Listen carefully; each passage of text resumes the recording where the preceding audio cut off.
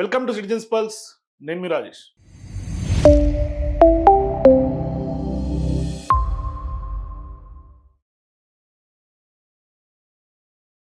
తెలంగాణ రాష్ట్రంలో మున్సిపల్ ఎన్నికలు ప్రశాంతంగా ముగిశాయని అయితే చెప్పలేం. ఎందుకంటే 3 పువ్వులు 6 కాయల్లాగా 3 గొడవలు 6 దొమ్మిల్లో పెద్ద ఎత్తున బూతుల పర్వంతో మున్సిపల్ ఎన్నికలు అయితే ముగిశాయి. ఆల్మోస్ట్ 116 మున్సిపాలిటీస్ 7 కార్పొరేషన్లలో కూడా మున్సిపల్ ఎన్నికలు ఆ యొక్క మెయిన్ ఘట్టం అయిపోయింది. అయితే ఇక్కడ ప్రధానంగా ఇప్పుడు ఘట్టం అయిపోయిన తర్వాత పెద్ద ఎత్తున అన్ని రాజకీయ పార్టీలు ఎన్ని మున్సిపాలిటీలు ఆయా పార్టీలు కైవసం చేసుకుంటాయనే అంశం మీద అందరికీ ఉత్కంఠ ఉంది. పెద్ద ఎత్తున నువ్వా నేనా అన్న పోటీతో అయితే 3 పార్టీలు, ఒకవైపు కాంగ్రెస్ అధికార పార్టీ, అట్లాగే బీఆర్ఎస్ ప్రతిపక్ష పార్టీ, నెక్స్ట్ బీజేపీ, ఇట్లా 3 పార్టీలు హోరాహోరీ పోరు తలపించినాయి.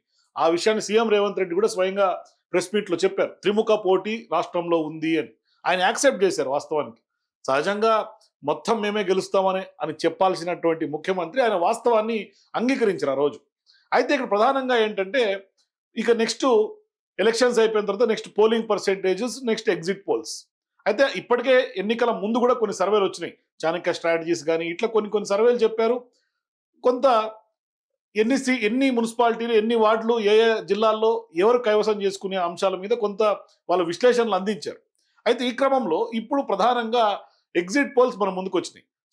ఎగ్జిట్ పోల్స్ మన ముందున్నటువంటి వ్యవహారాన్ని చూస్తే ప్రస్తుతం పీపుల్స్ పల్స్ ఇచ్చినటువంటి ఎగ్జిట్ పోల్స్తో సహా చాణక్య స్ట్రాటజీస్ అయినా, బీకాన్ సర్వే సంస్థ అయినా, ఇట్లా ఆల్మోస్ట్ అన్ని సర్వేలు కూడా అంచనా ఆల్మోస్ట్ సేమ్గానే కనిపిస్తూ ఉన్నాయి. అయితే ఇప్పుడు ఈ ఎగ్జిట్ పోల్స్ గత ఈవినింగ్ ఎప్పుడైతే పోలింగ్ ముగిసిందో అప్పటికే వచ్చేసినాయి. మరి మరి ఎట్లా శాంప్లింగ్ చేశారు, ఆ మెథడాలజీ ఏంటి, ఇదంతా కూడా మనం చూద్దాం. అయితే ఇక్కడ ప్రధానంగా మెథడాలజీని పక్కన పెడితే వచ్చినటువంటి ఎగ్జిట్ పోల్స్ని మనం విశ్లేషించే ప్రయత్నం చేద్దాం. అంటే గతంలో 2020లో అప్పటి మున్సిపాలిటీలు, అంటే 10 ఏళ్ల పాటు బీఆర్ఎస్ హయాంలో ఉన్నటువంటి 2020లో, అంటే దీనికంటే ముందు జరిగినటువంటి మున్సిపాలిటీ ఎన్నికల్లో ఏ విధమైనటువంటి స్కోర్ అప్పుడు రాజకీయ పార్టీలు కాంగ్రెస్ అయినా, బీఆర్ఎస్ అయినా, బీజేపీ అయినా చేసింది. ఇప్పుడు ఈ ఎగ్జిట్ పోల్స్తో మనం ఒకసారి యాక్చువల్ రిజల్ట్స్ని, ఎగ్జిట్ పోల్స్ని కంపేర్ చేసి చూసే ప్రయత్నం చేద్దాం. అయితే ప్రధానంగా నిన్న పోలింగ్ సరళిని కనుక చూస్తే మ్యాక్సిమం ఒకసారి ఆ పోలింగ్ సరళిని కనుక చూస్తే ఇక్కడ మనకి పోలింగ్ సరళి ఉంది, అంటే పోలింగ్ పర్సెంటేజ్. నాకు తెలిసి యాదాద్రి భువనగిరిలో 91.91% తోటి హైయెస్ట్ పోలింగ్ పర్సెంటేజ్ అక్కడ నమోదైనటువంటి పరిస్థితి. యాదాద్రి భువనగిరి చౌటుప్పల్కి సంబంధించినటువంటి దాంట్లో 91.91%తో హైయెస్ట్ పోలింగ్ పర్సెంటేజ్ నమోదైంది. ఇక లీస్ట్ కనుక చూస్తే అది కూడా ఉమ్మడి నల్గొండ జిల్లాలో నడికూడి అనుకుంటే దాంట్లో ఆల్మోస్ట్ 59.68గా మనకు తెలుస్తోంది. ఇక కార్పొరేషన్ విషయం తీసుకుంటే 7 కార్పొరేషన్ జరిగినటువంటి ఈ ఎన్నికలో నల్గొండ కార్పొరేషన్లో హైయెస్ట్గా మనం చెప్పుకోవచ్చు. ఆల్మోస్ట్ 77.36 పోల్ పర్సెంటేజ్ నమోదైంది. అట్లాగే ఇక నెక్స్ట్ లీస్ట్గా నమోదైంది నిజామాబాద్ 66% నమోదైంది. అంటే ఒక రకంగా చెప్పాలంటే పట్టణ ప్రాంతాల్లో కొంత అవగాహన ఎక్కువగా ఉంది. పట్టణ ప్రాంతాల్లో పోలింగ్ పర్సెంటేజ్ కొంచెం బాగా నమోదైనటువంటి పరిస్థితి. వెన్ కంపేర్ టు కార్పొరేషన్స్, 7 కార్పొరేషన్స్తో కంపేర్ చేస్తే పట్టణ ఓటర్లో కొంత అవగాహన ఎక్కువగా ఉంది. ఆల్మోస్ట్ మనం ఒకసారి చూసుకుంటే లీస్ట్ నుంచి కనుక చూసుకుంటే ఆల్మోస్ట్ ఎంటైర్ ఓవరాల్గా చూసుకుంటే 73-74% మనకు మున్సిపల్ ఎన్నికల్లో పోల్ పర్సెంటేజ్ నమోదైనట్టు కనిపిస్తుంది. అయితే ఇప్పుడు ఎగ్జిట్ పోల్స్ ఏం చెప్తున్నాయి? ఎందుకంటే పెద్ద ఎత్తున గొడవలు జరిగినాయి, నానా యాగిలు చేశారు అధికార పార్టీ వాళ్ళు. మొత్తం వాళ్ళు ఇక పోలీసుల మీద బూతులతో రెచ్చిపోయారు. ఇక జగ్గారెడ్డి అయితే ఇక మొత్తం తాన బుధస్కంధాల మీదే వేసుకొని నడిపించినట్టుగా 116 మున్సిపాలిటీలు తనవే అన్నట్టుగా రెచ్చిపోయాడు నిన్న. కేవలం ఆయన సంగారెడ్డికి సంబంధించినటువంటి వ్యవహారంలోనే 116 మున్సిపాలిటీలు కూడా ఆయన బాధ్యతలాగే తీసుకొని పెద్ద ఎత్తున రెచ్చిపోయాడు. ప్రతిపక్ష పార్టీ పోలీసుల మీద బూతు పురాణం వల్లించాడు. ఇక ధరంపూర్ అరవింద్ కూడా సేమ్ అటువంటి సిచ్యువేషనే.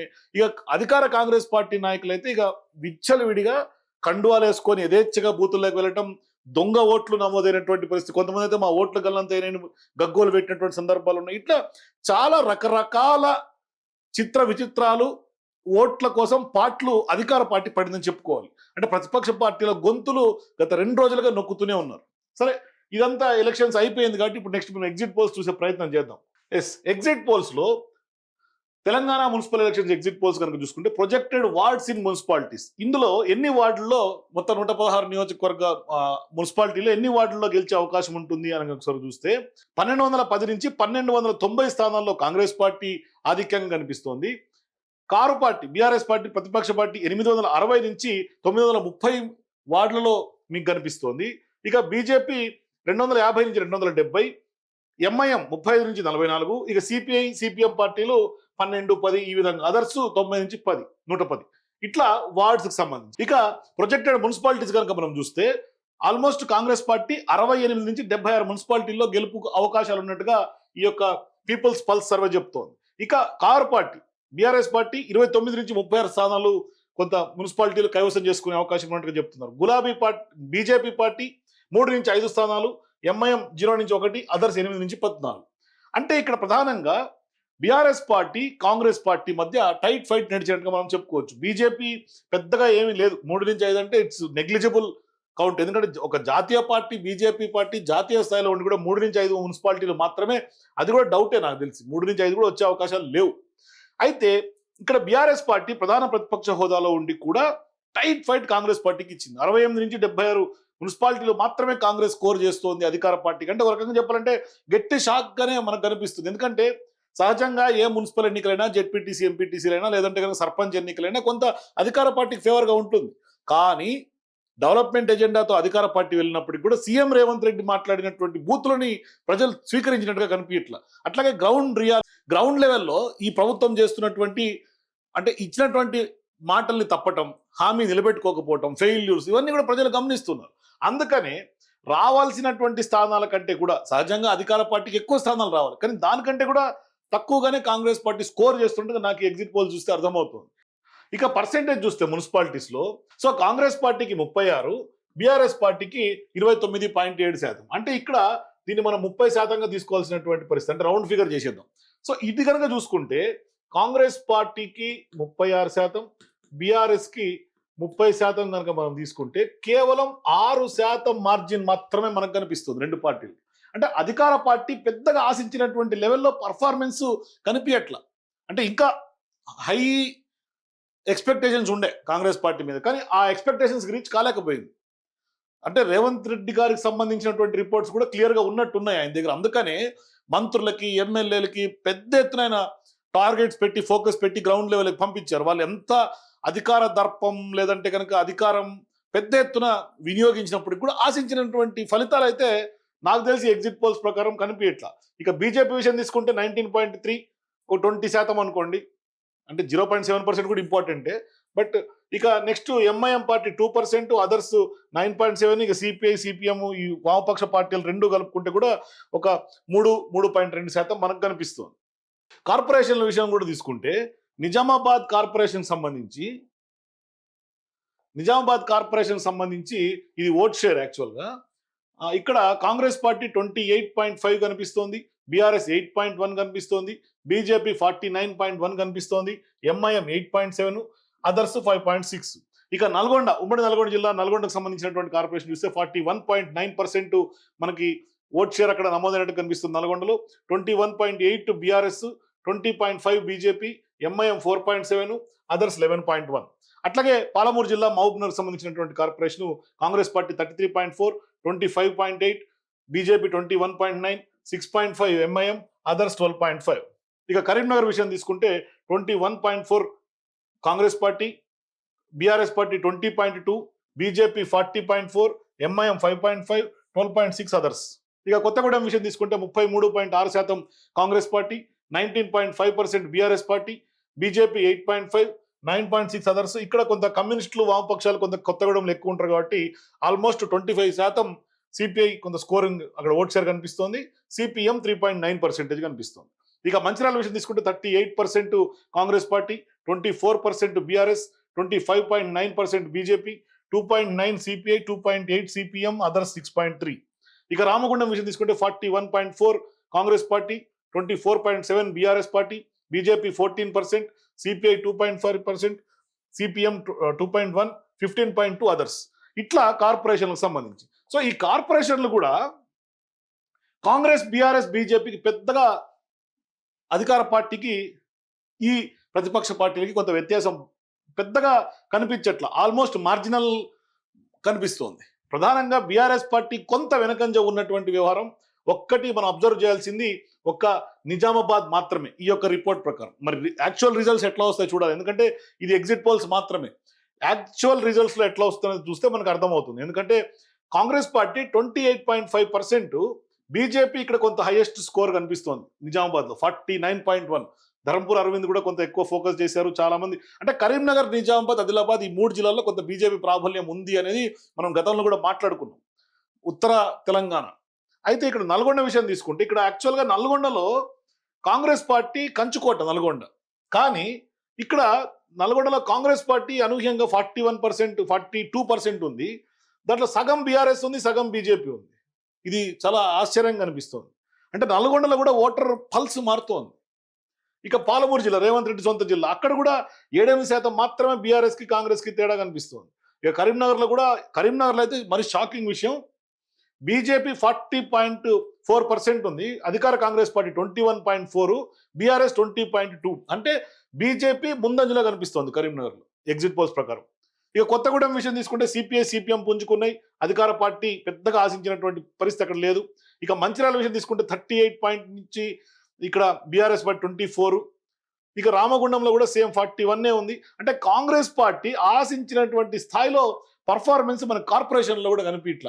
అయినప్పటికీ కూడా కార్పొరేషన్లో 5 కార్పొరేషన్లు కాంగ్రెస్ పార్టీ గెలిచే అవకాశం ఉంది అంటున్నారు. ఇక బీజేపీ, బీఆర్ఎస్ పార్టీ చెరొకటి లేదంటే 2, 1 అట్లా షేర్ చేసుకునే అవకాశాలు కనిపిస్తున్నాయి అనేది మనకి ఓట్ షేర్ బట్టి అర్థమవుతుంది. వాళ్ళు ఇచ్చినటువంటి ఎగ్జిట్ పోల్స్ కూడా అందే. కాకపోతే ఇక్కడ ప్రధానంగా కాంగ్రెస్ పార్టీ అంటే కొంత ఓట్ షేర్ విషయం తీసుకుంటే కొంత షాక్ కలిగిస్తోంది. ఇక్కడ ఇదే కార్పొరేషన్కి సంబంధించి మనం వార్డులు కనుక విషయం తీసుకుంటే రామగుండంలో 30 నుంచి 40 వార్డులు కాంగ్రెస్ పార్టీ, 16 నుంచి 20 వార్డులు బీఆర్ఎస్ గెలిచే అవకాశం ఉందన్నట్టుగా మనకు తెలుస్తోంది. ఇక మంచిర్యాల విషయం తీసుకుంటే 39 నుంచి 43 వార్డులు కాంగ్రెస్ పార్టీ, బీఆర్ఎస్ 8 నుంచి 12, బీజేపీ 6 నుంచి 9. కొత్తగూడెంలో 28 నుంచి 34 వార్డుల్లో కాంగ్రెస్ పార్టీ, 7 నుంచి 9 వార్డులు బీఆర్ఎస్, 14 నుంచి 16 వార్డులు సిపిఐ. ఇక అట్లాగే కరీంనగర్ విషయం తీసుకుంటే 14 నుంచి 16 వార్డులు కాంగ్రెస్ పార్టీ, 10 నుంచి 12 బీఆర్ఎస్, 24 నుంచి 29 బీజేపీ, 6 నుంచి 9 మాత్రమే ఎంఐఎం. ఇక నిజామాబాద్ లో 10 నుంచి 16 కాంగ్రెస్, 2 నుంచి 4 బీఆర్ఎస్, 26 నుంచి 31 బీజేపీ, 8 నుంచి 12 ఎంఐఎం. ఇక నల్గొండ విషయం తీసుకుంటే 21 నుంచి 26 కాంగ్రెస్, 8 నుంచి 12 బీఆర్ఎస్, 6 నుంచి 10 బీజేపీ, 2 నుంచి 4 ఎంఐఎం. ఇక పాలమూరు జిల్లా విషయం తీసుకుంటే 26 నుంచి 30 కాంగ్రెస్ పార్టీ, 18 నుంచి 22 బీఆర్ఎస్, 6 నుంచి 8 బీజేపీ. సో ఇట్లా పర్ఫార్మెన్స్ ఒక రకంగా వార్డ్స్ వైజ్ తీసుకుంటే కూడా వార్డుల విషయంలో కూడా కార్పొరేషన్స్ లో కాంగ్రెస్ తో పాటుగా బీజేపీ, బీఆర్ఎస్ కంటే కూడా బీజేపీ, నాకు తెలిసి కరీంనగర్, నిజామాబాద్ లో మాత్రమే బీజేపీ స్కోరింగ్ కనిపిస్తుంది. రిమైనింగ్ రామగుండం అయినా, మంచిర్యాలైనా, నల్గొండ అయినా, మహబూబ్నగర్ అయినా బీఆర్ఎస్ పార్టీ ఏమి తగ్గట్ల కాంగ్రెస్ పార్టీతో. ఆల్మోస్ట్ కాంగ్రెస్ పార్టీలో సగం పైననే మార్జిన్ కవర్ చేస్తుంది కార్పొరేషన్స్ లో. సో ఇట్లా కనిపిస్తుంది. అయితే ఇక్కడ ప్రధానంగా మనం చర్చించుకోవాల్సినటువంటి అంశం ఏంటంటే గతంలో మున్సిపల్ ఎన్నికల్లో ఎట్లా వచ్చింది, 2020లో ఎంత ఓట్ షేర్ వచ్చింది కాంగ్రెస్ బీజేపీకి, కాంగ్రెస్కి, బీఆర్ఎస్కి, ఇప్పుడు ఎంత ఎగ్జిట్ పోల్స్ ప్రకారం అనేది మనం ఒకసారి మాట్లాడే ప్రయత్నం చేద్దాం. ఇప్పుడు నా దగ్గర ఉన్నటువంటి స్టాటిస్టికల్ డేటా ఇది గతంలో 2020లో జరిగినటువంటి ఎన్నికలకు సంబంధించి. ఆ రోజు టీడీపీ 8 వార్డులు గెలిస్తే మొత్తం మున్సిపాలిటీల్లో నాకు తెలిసి ఓట్ షేర్ పెద్దగా చెప్పుకోదగ్గలేదు టీడీపీ. ఇక అప్పుడు మనం కాంగ్రెస్ గురించి మాట్లాడుకుందాం. కాంగ్రెస్ పార్టీ 576 వార్డులలో ఆనాడు గెలిస్తే కాంగ్రెస్ పార్టీకి ఆ రోజు వచ్చింది 22%. అదే అప్పుడు టీఆర్ఎస్ పార్టీ, ఇప్పుడు బీఆర్ఎస్ పార్టీ, అప్పుడు టీఆర్ఎస్ పార్టీ, అప్పుడు వాళ్ళు గెలిచినటువంటి వార్డులు 1704 వార్డులు, అంటే 43% అప్పుడు కనిపిస్తుంది ఓట్ షేర్. అదే ఇప్పుడు ఈ ఎగ్జిట్ పోల్స్ ప్రకారం కనుక మనం ఇప్పుడు చూస్తే ఓట్ షేర్ ఒకసారి ఇప్పుడు చూడండి, ఆనాడు టీఆర్ఎస్ పార్టీ 43% ఓట్ షేర్ కైవసం చేసుకుంటే ఆనాడు ప్రతిపక్షంలో ఉన్నటువంటి కాంగ్రెస్ పార్టీ 22% చేసుకుంటే అంటే ఎంత వ్యత్యాసం కనిపిస్తుంది మార్జిన్? 43% ఎక్కడ 22%, అంటే ఆల్మోస్ట్ 11% మార్జిన్ ఆ రోజు 2020లో మనకు కనిపిస్తుంది. అదే ఇప్పుడు 2026 విషయం తీసుకుంటే ఈ రోజు మనకు వచ్చినటువంటి ఎగ్జిట్ పోల్స్ ప్రకారం అంటే యాక్చువల్ పోల్స్ కి రిజల్ట్స్ కూడా సేమ్ ఇంచుమించు నియర్గానే ఉండే అవకాశం ఉంటుంది. ఈ రోజు వచ్చినటువంటి రికార్డ్స్ ప్రకారం 36% కాంగ్రెస్, అదే బీఆర్ఎస్ విషయం తీసుకుంటే బీఆర్ఎస్ 29.7 అంటే ఇందాక మనం అనుకున్నాం 30% అని. అంటే కేవలం 6% మాత్రమే మార్జిన్. మరి ఆ రోజుకి ఈ రోజుకి ఆల్మోస్ట్ 5% వ్యత్యాసం ఉంది. అంటే బీఆర్ఎస్ పార్టీ పర్ఫార్మెన్సే కొంత బెటర్‌గా కనిపిస్తోంది. ఆనాడు కాంగ్రెస్ పార్టీ పర్ఫార్మెన్స్ కంటే కూడా ఈనాడు బీఆర్ఎస్ పార్టీ పర్ఫార్మెన్స్ బెటర్‌గా కనిపిస్తోంది. గత మున్సిపల్ ఎన్నికలకి, ఈ ఎన్నికలకి చాలా వరకు కాంగ్రెస్ పార్టీ అందరూ చెప్తున్నారు కాంగ్రెస్‌ది ఆధిక్యం. యెస్, ఆబ్వియస్లీ కాంగ్రెస్‌ది ఆధిక్యం ఉండాలి. ఎందుకంటే అధికార పార్టీ ప్రజలందరూ కూడా డెవలప్‌మెంట్ ఎజెండాతో ముందుకెళ్తున్నప్పుడు ఖచ్చితంగా కాంగ్రెస్ పార్టీ అధికారంలో ఉంది కాబట్టి అధికార పార్టీ వైపు మొగ్గు ఉండే అవకాశం ఉంటుంది. ఒకవేళ మొగ్గు లేకున్నా అధికార కాంగ్రెస్ పార్టీ కొంత మ్యానిపులేషన్స్ చేసి బలవంతంగా లేదంటే కనుక ఇంకో విధంగా నయానో భయానో ఏదో రకంగా వాళ్ళు వాళ్ళ వైపు వేసుకునే అవకాశం ఉంటుంది. ఎంత దౌర్జన్యం చేశారు నిన్న మీరు చూశారు కదా. మొత్తం జగ్గారెడ్డి విషయం తీసుకున్న గల్లీ లీడర్లు అండి, చోటా మోటా గల్లీ లీడర్లు కండువాలు తీయమంటే పోలీసుల మీద తిరగబడ్డారు. మొత్తం ఒక అమ్మాయి అయితే అసలు నా ఓటు ఎక్కడ పోయింది మొర్రని మొత్తుకున్నటువంటి పరిస్థితి. అంటే వాళ్ళ ఓట్లు కూడా బుర్కాలు వేసుకొని వెళ్ళిపోయి దొంగ ఓట్లు వేసుకున్నారు. అంటే దొంగ ఓట్లు కూడా కాస్టింగ్ అయినాయి. కానీ ఇవేవి స్టేట్ ఎలక్షన్ కమిషన్ కానీ పోలీస్ డిపార్ట్మెంట్ కానీ ఎక్కడ కూడా కనపడలా. ఇది ఒక విడ్డూరమైనటువంటి వింత పరిస్థితి. ఆనాడు 1700 వార్డులో కాంగ్రెస్ బీఆర్ఎస్ పార్టీ గెలిస్తే ఈరోజు కాంగ్రెస్ పార్టీ వార్డులు కూడా తక్కువగానే ఉన్నాయి ఎగ్జిట్ పోల్స్ ప్రకారం చూసుకుంటే. అంటే అంటే నేను ఎందుకు ఈ డేటాతో మీకు కంపేర్ చేస్తున్నా అంటే గతంలో అధికారం ఉన్నప్పుడు బీఆర్ఎస్ పార్టీ పర్ఫార్మెన్స్ ఎట్లా ఉంది, ఇప్పుడు అధికారంలో ఉన్న కాంగ్రెస్ పార్టీ పర్ఫార్మెన్స్ ఎట్లా ఉంది. గతంలో ప్రతిపక్షంలో ఉన్నటువంటి ఆ రోజు ప్రతిపక్షం కూడా లేదనుకోండి, అది సెకండరీ. కానీ ఆ రోజు కాంగ్రెస్ పార్టీ పరిస్థితి ఏంటి, ఈ రోజు కాంగ్రెస్ పార్టీ అధికారంలో ఉన్నటువంటి పరిస్థితి ఏంటి అంటే ఎవరు బెటర్ అని నేను కంపేర్ చేసే ప్రయత్నం చేశాను. కానీ కొంత మున్సిపల్ ఎన్నికలు అయితే మాత్రం కొంత కాంగ్రెస్ పార్టీకి ఒక రకంగా ఎగ్జిట్ పోల్స్ చూస్తే మాత్రం గట్టి షాకింగ్ అనే కనిపిస్తుంది. మరి మీకు కూడా ఈ exit polls, municipal poll percentages అట్లాగే జరిగినటువంటి తీరుతెన్నులు చూసిన తర్వాత మీకేమనిపిస్తుంది? నిజంగానే ఒకవేళ అధికారిక కాంగ్రెస్ పార్టీ మెజారిటీ స్థానాలు గెలిచినప్పటికీ కూడా మరి ఆశించిన మేరలో గెలుస్తున్నాయా, లేదు అంటే వాళ్ళకు నిరాశ మిగిలే అవకాశం ఉందా? ఏం జరిగింది మున్సిపల్ ఎన్నికల్లో? ఎగ్జిట్ పోల్స్, ఎగ్జాక్ట్ పోల్స్, ఈ ఎగ్జిట్ పోల్స్ తో ఎగ్జాక్ట్ పోల్స్ ఎంతవరకు మ్యాచ్ అయ్యే అవకాశం ఉంటుంది? మీ అభిప్రాయాలు నాకు కింద కామెంట్స్ చెప్పండి. For more videos please watch citizens per.